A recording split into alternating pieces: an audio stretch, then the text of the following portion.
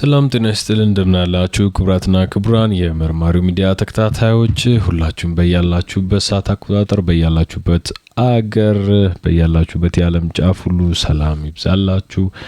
በዛሬው ዕለት እንግዲህ የተለያዩ ጉዳዮችን ይዘን ወደ እናንተ መተናል። በዋናነት ከደቡብ ኦሞ ጉዳይ ጋር የተገናኘ ነው።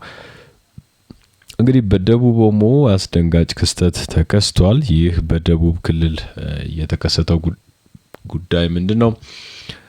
በተለይም ከሰሞኑ በከፍተኛ የሚባል የጤና አደጋ ተከስቷል። ይህን ተከትሎ የኢትዮጵያ ጤና ሚኒስቴር ደብሊውኤችኦን ጨምሮ ዓለም አቀፍ ባለድርሻ አካላት እየተረባረቡ ይገኛሉ። ለመሆኑ ይህ ነገር ምንድነው? ከየት መጣ? እንዴትስ ተከሰተ? የሚለው ዘርዘር አድርገን እናሳያችኋለን። አብራችሁን ቆዩ።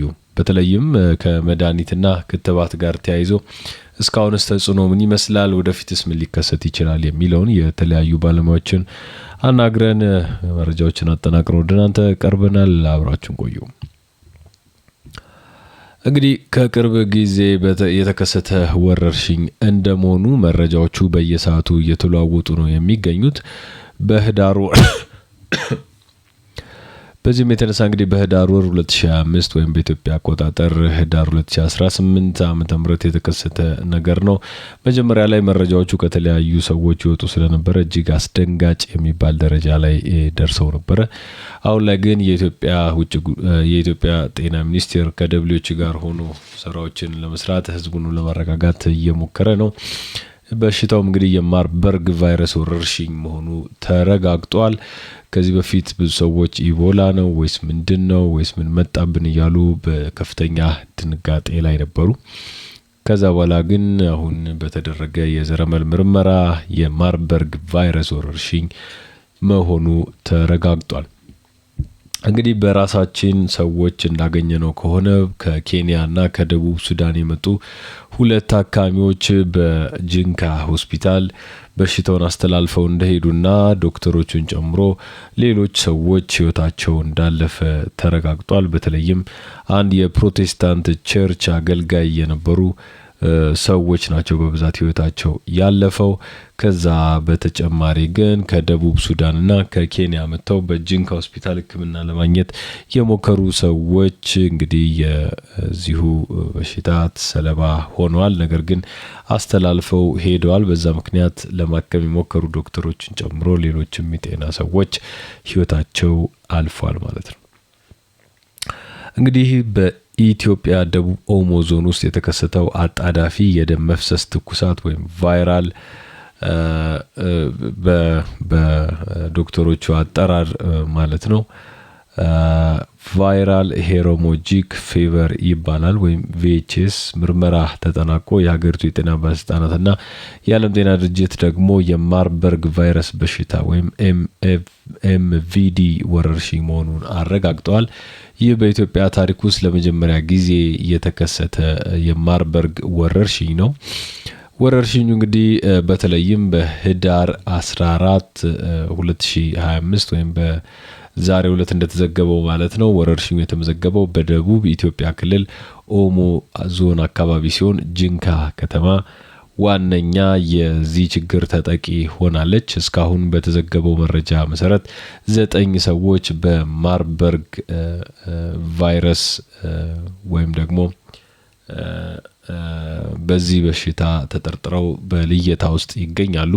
በወረርሽኙ ምክንያት እንግዲህ ቢያንስ 6 ሰዎች ህይወታቸውን አጥተዋል። ከሟቾች መካከልም ህሙማንን ሲረዱ የነበሩ የጤና ባለሙያዎች መኖራቸው ተረጋግጧል። ይህም የኢንፌክሽን ስርጭት አደጋ ምን ያክል ከፍተኛ እንደሆነ አሳይቷል ነው የተባለው። አካባቢው እንግዲህ ከደቡብ ሱዳን ጋር ቅርበት ያለው በመሆኑ የዓለም ጤና ድርጅት ወይም ደብሊውኤችኦ እና የአፍሪካ የበሽታ መቆጣጠሪያና መከላከል ማዕከል አፍሪካን ሲዲሲ ቫይረሱ ድንበር ተሻግሮ የመዛመት እድሉ ከፍተኛ መሆኑን በመጥቀስ ምላሹን ከጎረቤት ሀገራት ጋር በማቀናጀት ላይ ነው የሚገኙት። ከዚህ ጋር ተያይዞ የኢትዮጵያ መንግስት ከፍተኛ የሚባል ፍጥነትን የተላበሰ ከዚህ በፊት ያልተለመደ ማለት ነው ምላሽን ለመስጠት እየሞከረ ነው። የኢትዮጵያ መንግስት እንግዲህ ጉዳዩን በግልጽና በፍጥነት ለዓለም አቀፉ ማህበረሰብ በማሳወቁ በተለይም በአፍሪካ ሲዲሲ እና በዓለም ጤና ድርጅት ደብሊውኤችኦ ዳይሬክተር ዶክተር ቴዎድሮስ አድሃኖም ፍጥነት ያለው ምላሽ በመስጠቱ አድናቆት ተችሮታል። እንግዲህ የኢትዮጵያ መንግስት በዚህ ደረጃ ያሳየው ቅልጥፍናና ፍጥነት ሊመሰገን የሚገባው ነው። በተለይም ከዚህ ቀደም አድርጎ ስለማያውቅ ብዙ ሰዎች ተገርመዋል። ይሄ ትልቅ የሚባል ለውጥ ነው። እንግዲህ የደብሊውኤችኦ ድጋፍም ይህን ተከትሎ በፍጥነት ሊመጣ ችሏል። ከፍተኛ የባለሙያዎች ቡድን ተቋቁሞ በደብሊውኤችኦ ወደ ጂንካ አምርቷል። ደብሊውኤችኦ እንግዲህ በበሽታው ክትትል፣ ምርመራ፣ ኢንፌክሽን መከላከልና ክሊኒካዊ እንክብካቤ ልምድ ያላቸው 11 ከፍተኛ ባለሙያዎችን ያካተተ ሁለገብ ቡድን ነው ወደ ጂንካ ወይም ወደ ስፍራው እንዲያቀና የተደረገው።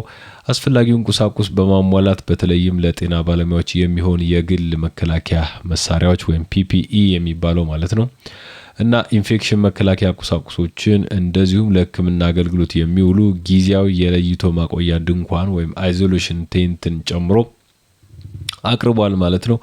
ዶክተር ቴዎድሮስ አድሃኖም ያው የኢትዮጵያዊ እንደመሆናቸው ለዚህ ያሳዩት ፈጣን ምላሽ እጅግ በአብዛኛው ሕዝብ ዘንድ እየተሞገሱ ነው የሚገኙት። ከዛ በተረፈ የገንዘብ ድጋፍም አድርጓል። ወረርሽኙን ለመቆጣጠር የዓለም ጤና ድርጅት ከአደጋ ጊዜ ፈንድ ወይም ኮንቲንጀንሲ ፈንድ ፎር ኤመርጀንሲስ በማውጣት ከ300 ሺህ የአሜሪካን ዶላር በላይ ፈጣን ድጋፍ ለብሔራዊ ባለስልጣናት አድርገዋል ማለት ነው።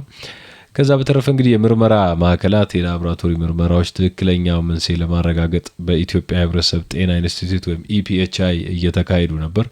ይህም እንግዲህ የማርበርግ ቫይረስ መሆኑ ተለይቷል ወይም ተረጋግጧል ማለት ነው። እንግዲህ ማርበርግ ቫይረስ በአብዛኞቻችን አዲስ ስም ነው። በተለይ ኢትዮጵያ ውስጥ ተከስቶ ስለማያውቅ ማን ነው ምንድን ነው ማለታችሁ አይቀርም። ማርበርግ እንግዲህ ከፍተኛ የሆነ የደም መፍሰስን የሚያስከትል አደገኛ በሽታ ሲሆን ልክ እንደ ኢቦላ የፍራፍሬ የሌሊት ወፎች ተፈጥሯዊ ተሸካሚዎቹ ናቸው። ቫይረሱ ከበሽታው ከተያዘ ሰው የሰውነት ፈሳሽ ወይም ደም፣ ምራቅ፣ ሽንት ወዘተ ጋር በቀጥታ በመገናኘት ወይም በተበከሉ እቃዎች ንክኪ የሚተላለፍ ነው። እንግዲህ እስካሁን ድረስ የተፈቀደ ክትባትም ወይም የተለየ መድኃኒት የለውም። ሕክምናውን በዋናነት ድጋፍ ሰጪ ወይም የሰውነትን ፈሳሽና ኤሌክትሮላይቶችን በመተካት የሚከናወን ነው። እንግዲህ የበሽታው የሞት መጠን ወይም ኬዝ ፋታሊቲ ሬት የሚባለው ማለት ነው እስከ 90% ድረስ ከፍ ሊል ይችላል ነው የሚባለው። ወረርሽኙን ለመቆጣጠር በአካባቢው ክትትልን ማጠናከር፣ ንክኪዎችን መለየትና መከታተል እንደዚሁም ደግሞ የኢንፌክሽን መከላከልና ቁጥጥር ከፍተኛ ትኩረት የተሰጣቸው ተግባራት ናቸው። እንግዲህ ከዚህ ወረርሽኝ ጋር በተያያዘ የህዝብ ጤና ባለሙያዎች የሚሰጧቸው መመሪያዎች ማክበር ያስፈልጋል። በተለይም ንጽህናን መጠበቅና አጠራጣሪ ምልክት ያለባቸውን ሰዎች ማግለል ወሳኝ ነው። ይህ በተደጋጋሚ ተነግሯል። እንግዲህ አብዛኛው ሰው ይህንን ሊተገብር ይገባዋል ተብሎ በጤና ሚኒስቴር በቀጥታ እየተላለፈ ነው። እንግዲህ የማርበርግ ቫይረስ ወይም ይሄ ኤምቪዲ የሚባለው በሽታ ማለት ነው አስገራሚና አስደንጋጭ የሆነ ታሪካዊ አመጣጥ ነው ያለው። ይህ ቫይረስ ለመጀመሪያ ጊዜ የተገኘው ከተፈጥሮ መኖሪያው አፍሪካ ሳይሆን በአውሮፓ ውስጥ ነው። በጣም የሚያስደንቃችሁ የበሽታው መንስኤ አውሮፓ ውስጥ ነው። በጣም የሚገርም ታሪክ ነው ያለው። ከዚህ በኋላ እናሰማችኋለን። እንግዲህ የገዳይ ቫይረሱ መነሻ የማርበርግ ቫይረስ ነው የሚባለው። የማርበርግ ቫይረስ ወይም ኤምቪዲ ከፍተኛ የሞት መጠን ያለው አደገኛ የደም መፍሰስ ትኩሳት ሲሆን ባለፉት 10 ዓመታት ውስጥ ከፍተኛ ፍርሃትንና የአስቸኳይ ጊዜ የጤና ምላሾችን ሲያስደርግ ወይም ሲያስገድድ ቆይቷል። እንግዲህ አመጣጥና ታሪኩ ድንገተኛ በመሆኑና አንዳንዴም ባልተጠበቁ አካባቢዎች በመከሰት ነው የሚታወቀው። እንግዲህ ይህ የማርበርግ ቫይረስ የተገኘው በ1967 ጀርመንና ዩጎዝላቪያ ውስጥ ነው። የማርበርግ ቫይረስ ለመጀመሪያ ጊዜ በይፋ የታወቀው በ1967 ሲሆን በምዕራብ ጀርመን በ3 ከተሞች ማርበርግና ፍራንክፈርት እንደዚሁም በቤልግሬድ የቀድሞ ዩጎዝላቪያ አሁን ሰርቢያ የምትባለው ማለት ነው በሚገኙ የላቦራቶሪ ሰራተኞች መካከል ከተከሰቱ ተከታታይ ወረርሽኞች በኋላ ነበር። ወረርሽኙ የተከሰተው ለፖሊዮ ክትባት ምርመራ ከዩጋንዳ ተልከው የመጡ አረንጓዴ የአፍሪካ ጦጣዎች ነበሩ። እነዚህ እንግዲህ ቲሾዎችንና አካላትን ሲይዙ በነበሩ የላቦራቶሪ ሰራተኞች ላይ ነው። በመጀመሪያ ወረርሽኝ 31 ሰዎች በበሽታው ተይዘው ነበረ። ከነዚህ መካከል በቤተ ሙከራ ውስጥ በቫይረሱ የተያዙትና ከነሱ ጋር በቅርብ ንክኪ የነበሩ የጤና ባለሙያዎች የቤተሰብ አባላትም ይገኙበታል። በሚያሳዝን መልኩ በዚህ የመጀመሪያ ክስተት 7 ሰዎች ሞተዋል። ይህም የሞት መጠኑ ወይም ኬዝ ፋታሊቲ ሬት ወይም ሲኤፍአር የሚባለው ማለት ነው 23% አድርጎታል። እንግዲህ ቫይረሱ ከፍተኛው የገዳይ የክምችት በተመዘገበበትና የቫይረሱ ለመጀመሪያ ጊዜ ተለይቶ በታወቀበት ማርበርግ አንደርላን ከምትባለው የጀርመን ከተማ ስም ነው ስሙን ያገኘው። እንግዲህ ከመጀመሪያው ወረርሽኝ በኋላ ቫይረሱ ወደ ተፈጥሮ መኖሪያ ወይም ወደ አፍሪካ እንዲመለስ ለማድረግ ሰፊ ምርምር ተጀምሮ ነበረ፣ ወይም አፍሪካ ላይ ያለውን ሬት ለማወቅ ማለት ነው። እንግዲህ የመጀመሪያው የአፍሪካ ጉዳዩ የተገኘው በ1975 ነው። በአፍሪካ ለመጀመሪያ ጊዜ የተረጋገጠው የማርበርግ ገዳይ በሽታው በ1975 ዓመተ ምህረት ነው። ይህም የሆነው እንግዲህ በደቡብ አፍሪካ ጆሃንስበርግ ነው የተመዘገበው። የመጀመሪያው በሽተኛ ወደ ዚምባብዌ ያን ሮዴዚያ ትባል ነበረ የተጓዘና የሌሊት ወፎች በሚኖሩበት ሰዎች ውስጥ የነበረ ወጣት አውስትራሊያዊም ነበረ።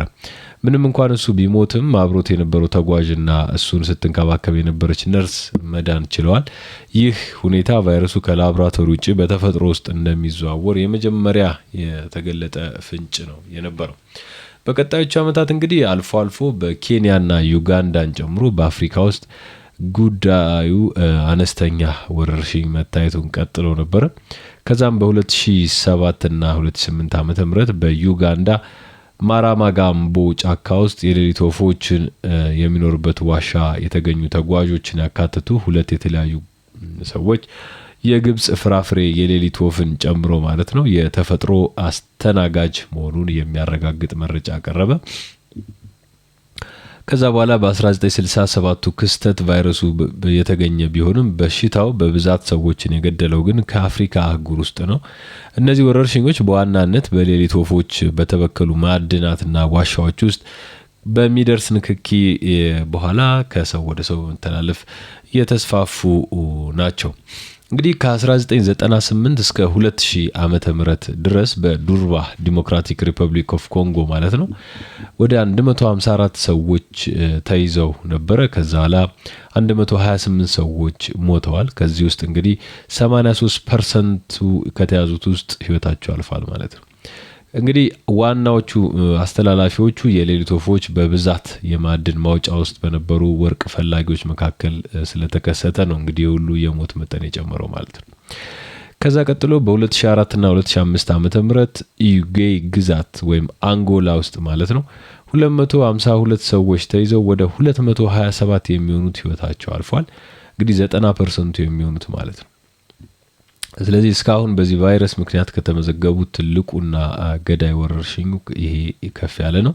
በሆስፒታሎች ውስጥም ደካማ የነበረው የኢንፌክሽን መቆጣጠር ስርጭት እንዲሰፋ አድርጓል የተባለው። ሌላው እንግዲህ በ2012 ዓመተ ምህረት ዩጋንዳ ውስጥ 15 ሰዎች ተይዘው 4ቱ ነው በህይወት ያለፉት። ከዛ ውስጥ 27% እንደማለት ነው። ያው በርካታ ወረርሽኞችን ያካተተ ወረርሽኝ ቢሆንም በተደረገ ርብርብ የሞት መጠን እንዲቀንስ ተደርጓል። ሌላው በ2023 የኢኳቶሪያል ጊኒ የተከሰተ ሲሆን 16 ሰዎች ተይዘው 12ቱ ህይወታቸው አልፏል። 75% የሚሆኑት ማለት ነው። እንግዲህ በሀገሪቱ የመጀመሪያው የማርበርግ ወረርሽኝ ነበረ በዛ ወቅት የተከሰተው። ሌላው በ2023 ታንዛኒያ ውስጥ ተከስቶ 9ኞቹ ተይዘው 6ቶቹ ህይወታቸው አልፏል። 67% የሞት መጠን የተመዘገበበት ነበረ። በዚሁም እንግዲህ በታንዛኒያ የመጀመሪያው የማርበርግ ወረርሽኝ ሆኖ ነው የተመዘገበው።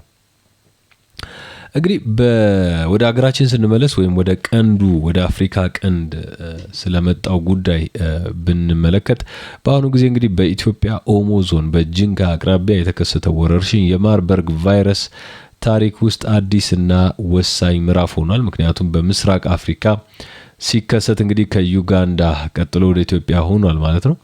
ለመጀመሪያ ጊዜ ነው እንግዲህ በኢትዮጵያ ይሄ የተከሰተው። በከፍተኛ ተጋላጭነት ውስጥ የምትገኘው ኢትዮጵያ ደግሞ ለመጀመሪያ ጊዜ የተረጋገጠ የማርበርግ ወረርሽኝ ተጠቂ የተከሰተባት ሀገር ሆናለች ማለት ነው። እንግዲህ ቦታው ከደቡብ ሱዳን ጋር ቅርበት ያለው በመሆኑ ዓለም አቀፍ ማህበረሰብ ድንበር ተሻጋሪ ስርጭት ሊኖር ይችላል በሚልም ስጋት እንዲያድርበት ሆኗል። በጣም በሚገርም ሁኔታ ማለት ነው። በዚህ ምክንያት የዓለም ጤና ድርጅት ወይም WHO እና የአፍሪካ CDC በፍጥነት ምላሽ እየሰጡ ናቸው። ርብርቡ በጣም የሚያስደንቅ ሆኗል። የማርበርግ ታሪካዊ ሂደት ሁለት ገጽታዎችን ያሳየናል። ከላይ እንደነገርናችሁ በአንድ በኩል ከእንስሳ ወደ ሰው በሚዘል ብርቅዬ ክስተት የሚመጣ ነው። በሌላ በኩል ደግሞ እንግዲህ ወደ ሰዎች ከገባ በኋላ ከሰው ወደ ሰው ወይም በሰዎች ንክኪ በፍጥነትና በገዳይነት በመስፋፋት ለጤና ስርዓቶች ከፍተኛ ጫናን የሚፈጥር ሆኗል። እንግዲህ ማርበርግ ታሪካዊ አመጣጡ ያደረሰው ጉዳትና ማን ነው የሚለው በዚህ መልኩ ባጭሩ ተቀምጧል።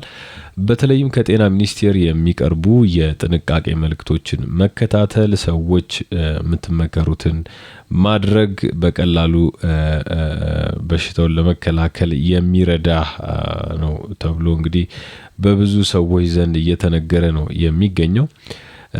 ጂንካ ከተማ እንግዲህ አብዛኞቹ ሰዎች ጭንቀት ውስጥ ነበሩ። በተለይ ዛሬ የኢትዮጵያ ጤና ሚኒስቴር ባወጣው መግለጫ በቁጥጥር ስር ለማዋል ጥረት እየተደረገ ነው የሚገኘው። ከፍተኛ የባለሙያዎች ቡድን ወደ ቦታው አምርቷል። ይህ ማለት እንግዲህ ነገሮች ሳይባባሱ ወደ ቁጥጥር ለማስገባት ጥረት እየተደረገ ነው። አብዛኛው የሶሻል ሚዲያ ተጠቃሚና ሌሎች አካላት ነገሩን አስደንጋጭ አድርገውታል። አሁን ግን የጤና ሚኒስቴርና ሌሎች የሚሰጧቸውን ፎርማል የሚባሉ ወይም ትክክለኛ መግለጫዎችን ብቻ መከታተል እንደሚገባ ነው እንግዲህ የጤና ሚኒስቴር በተደጋጋሚ ያስታወቀው። ከዚህ ጋር ተያይዞ እንግዲህ የጤና ሚኒስቴር በዛሬው ዕለት ባደረገው ምርመራ የለይቶ ማቆያ ውስጥ የገቡ ብዙ ሰዎች እንደሌሉና ግን አብዛኛውን ጊዜ አሰስመንቶቹ እንደቀጠሉ፣ ስራዎች እንደቀጠሉ እየተናገሩ ነው የሚገኘው። እንግዲህ በደቡብ ኢትዮጵያ ጂንካ ከተማ ተከስቶ ለ6 ሰዎች ሞት ምክንያት የሆነው በሽታም ማርበርግ ቫይረስ መሆኑን የጤና ሚኒስቴር እንግዲህ በዛሬው ዕለት አረጋግጧል ማለት ነው። እንግዲህ ከኢትዮጵያ በስተደቡብ በሚገኙ ሀገራት ውስጥ ተከስቶ የነበረ ነው። ይህ በሽታ እንግዲህ ከሳምንት በፊት ደቡብ ኢትዮጵያ አካባቢዎች ተከስቶ 2 የጤና ባለሙያዎችን ጨምሮ 6 ሰዎችን መግደሉ እንግዲህ ተነግሯል። የጤና ሚኒስቴርም ባወጣው መግለጫ የበሽታው ምልክት ያሳየ ወይም በቫይረሱ የተጠረጠረ ሰው በዛሬው ዕለት ማለት ነው ዛሬ ላይ ብቻ እንዳልተገኘ አረጋግጧል። በሽታውንም ለመከላከል ትልቅ ጥረት እየተደረገ ነው። እንግዲህ ይህ ቫይረስ ከአንድ ዓመት በፊት በምስራቅ አፍሪካ ተከስቶ ነበረ። ሰዎችንም ለሞት አብቅቷል። ይህ ቫይረስ በከፍተኛ ሁኔታ ተላላፊ ሲሆን ከኢቦላ ጋር ተመሳሳይነት አላቸው እንደነገርናችሁ። እንግዲህ በዋናነት ትኩሳት፣ የጡንቻ ህመም፣ ተቅማጥና ማስታወክ አንዳንዴም ከፍተኛ የሆነ የደም መፍሰስ ምልክቶቹ ናቸው። ጥንቃቄ የሚያስፈልጋቸው ናቸው። ከቅርብ ዓመታት ወዲህ እንግዲህ በመቶዎች የሚቆጠሩ ሰዎች በማርበርግ ቫይረስ ለሞት ተዳርገዋል። እንግዲህ ይህ የማርበርግ ቫይረስ በተለይም ከ24 እስከ 88 በመቶ የሚሆኑ ታካሚዎችን እስከ ዛሬ በተከሰቱ ነገሮች ገሏል። እንግዲህ ቫይረሱ እጅግ ገዳይ የሚባል ነው። ለመጀመሪያ ጊዜ የታወቀው እንደነገርኳችሁ በ1967 ነው። እንግዲህ ጀርመን ውስጥ ተከስቶ አውሮፓ ተከስቶ አሁን ግን በዋናነት አፍሪካ ውስጥ ሆኗል ማለት ነው። መዳረሻው እንግዲህ አፍሪካ የብዙ ነገሮች መገኛ የሆነች ነው የቀጠለችው። እንግዲህ በ2005 ደግሞ እንግዲህ በአንጎላ ከፍተኛ የሚባሉ ሰው ቁጥር የገደለበት ነው። እንግዲህ ቫይረሱ ብዙ ሀገራት ላይ ሲከሰት ቆይቷል። አሁን ኢትዮጵያ ውስጥ ሲከሰት ግን ለመጀመሪያ ጊዜ ነው። እንግዲህ በዋናነት ትኩሳት ካለ፣ ከባድ የራስ ምታት፣ የጡንቻ ህመም፣ ቀጭን ተቅማጥ፣ የሆድ ህመም፣ ማቅለሽለሽ፣ ማስታወክ እነዚህ በዋናነት ምልክቶቹ ናቸውና ወደ ጤና ተቋም መሄድ ያስፈልጋል ሲል የጤና ሚኒስቴር ባወጣው መግለጫ ተናግሯል። እንዴት ነው ህክምናውስ ከተባለ እንግዲህ በአብዛኛው የሚወጡ ወይም ፈሳሾችን ከሆነ ደም በመተካት እንጂ የራሱ የሆነ ክትባትም ሆነ ሌላ የራሱ የሆነ ሜዲኬሽን የለውም። እንዴት በቁጥጥር ስር እናውላለን ሲባል ነበረ። በቁጥጥር ስር ይውላል ወይስ እንዴት ነው የሚለው የብዙ ስጋት ነው። በእርግጥ እንግዲህ አብዛኛው ነገሮች የጤና ባለሙያዎች እየተከታተሉት ነው። እንግዲህ እስከዛው ድረስ በቁጥጥር ስር ይውላል ተብሎ ተስፋ ይደረጋል። ጋቪ የተባለ ዓለም አቀፍ የጤና ተቋም እንዳለው አፍሪካ ውስጥ ያሉ ሰዎች ከጫካ የሚመጣን የአደን ስጋ መመገብ ማቆም አለባቸው። በተለይም ለጊዜውም ቢሆን ጥሬ ስጋን ማቆም ያስፈልጋል። እንዲሁም ደግሞ ወረርሽኙ በተከሰተባቸው አካባቢዎች ያሉ ሰዎች አሳማ ጋር ያላቸው ንክኪ ማቆም አለባቸው። ምክንያቱም አሳማ ይህን ነገር የመሸከም እድሉ ከፍተኛ ነው። ቫይረሱ የያዛቸው ወንዶች የህመሙ ምልክቶች ካሳዩ ለአንድ ዓመት ያህል የዘር ፍሬያቸው ጋር አብሮ ስለሚወጣ ማለት ነው ከሽንት ከደምና ከፈሳሾች ጋር ብዙ ጊዜ ስላለ የኮንዶም አጠቃቀምን ማስተካከል አለባቸው ተብሏል። እና በቫይረሱ የሚሞቱ ሰዎችንም ለመቅበር በሚደረግ ጊዜ ንክኪን ማስወገድ ያስፈልጋል በሚል ነው እንግዲህ የደብሊውኤችኦ ወይም የዓለም ጤና ድርጅት ያስታወቀው። የኢትዮጵያ መንግስት ይህን ነገር ተከታትሎ በተደጋጋሚ መረጃዎችን እያወጣ ነው የሚገኘው። ስለዚህ ክቡራትና ክቡራን እንግዲህ በዚህ ወረርሽኝ ዙሪያ ያቀረብንላችሁ ወሳኝ መረጃ ይሄን ይመስል ነበር። የኢትዮጵያ ጤና ሚኒስቴር የሚያወጡትን መግለጫዎች፣ የኢትዮጵያ ፐብሊክ ሄልዝ ኢንስቲትዩት ወይም ኢፒኤችአይ የሚወስዱትን እርምጃዎችና በሚዲያ የሚያስተላልፉትን መረጃዎች መከታተል ጠቃሚ ነው። ከዛ ውጪ በተለያዩ ሶሻል ሚዲያዎች እየተጋነኑ የሚወሩ ዜናዎች እናንተን ለድንጋጤ ይዳርጋሉና ብዙ ጊዜ ከእንደዚህ አይነት ያልታመኑ መረጃዎች ራሳችሁን እንድትጠብቁ ነው የምናሳስበው። ከዛ በተረፈ የሚወጡ አዳዲስ መረጃዎችን በየሰዓቱ ወደ እናንተ የምናቀርብ ይሆናል። አብራችሁን ስለነበራችሁ እያመሰገንን የዕለቱን ዜና በዚሁ እናበቃለን። የዕለቱን ዘገባ ማለት ነው። በሌላ ጊዜ እስከምንገናኝ በያላችሁበት ሰዓት አቆጣጠር ሀገር ሰናይ ጊዜ ሰናይ ምሽት ይሁንላችሁ። ቻናላችንን ላይክ፣ ሼር፣ ሰብስክራይብ ማድረግ እንዳይረሳ። መልካም ቆይታ